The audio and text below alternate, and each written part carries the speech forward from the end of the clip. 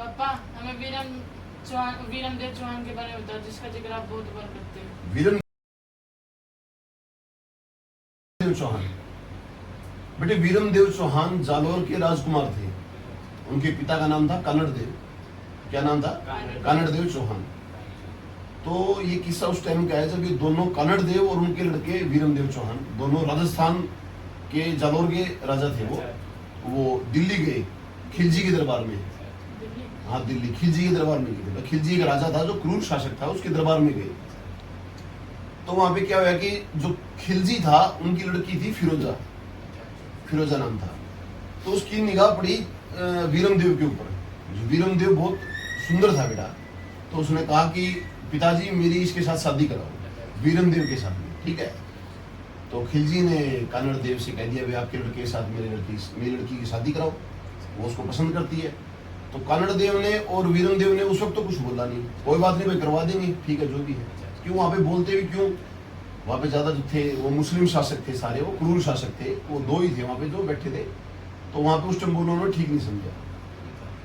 उसके बाद बेटा वो दोनों के दोनों पिता पुत्र जालोर आ गए, राजस्थान में वापस आ गए। वहां आने के बाद में तो उन्होंने आपका दूत भेजा, भाई शादी करनी है, किस वक्त तैयारी करें।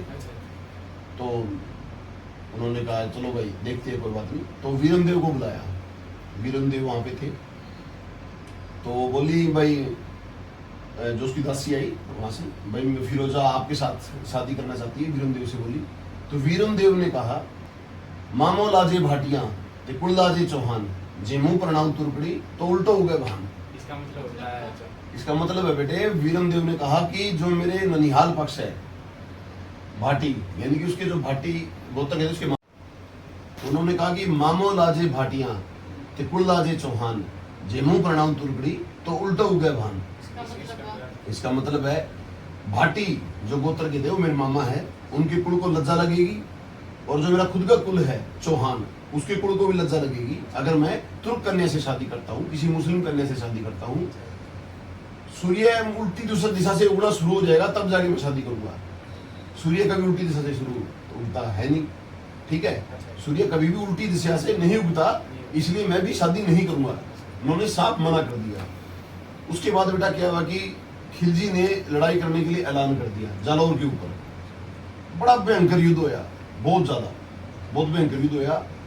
लड़ाई चली, काफी दिन तक लड़ाई चली। तो वीरमदेव की उनको सिर्फ गर्दन हाथ लगी। क्या लगी? गर्दन हाथ लगी थी। तो मतलब जो खिलजी के सैनिक थे तो उसकी गर्दन को लेके फिरोजा के पास लेके गए वीरमदेव भी। बताते हैं कि वो गर्दन भी घूम गई थी, भाई मैं तेरा चेहरा मरने के बाद भी नहीं देखूंगा। हाँ और क्या, वो बेटा मतलब अपने ही कुल में शादी कर, दूसरे कुल में शादी नहीं करूंगा। ऐसे थे वो शासक, बहुत बलशाली आदमी थे।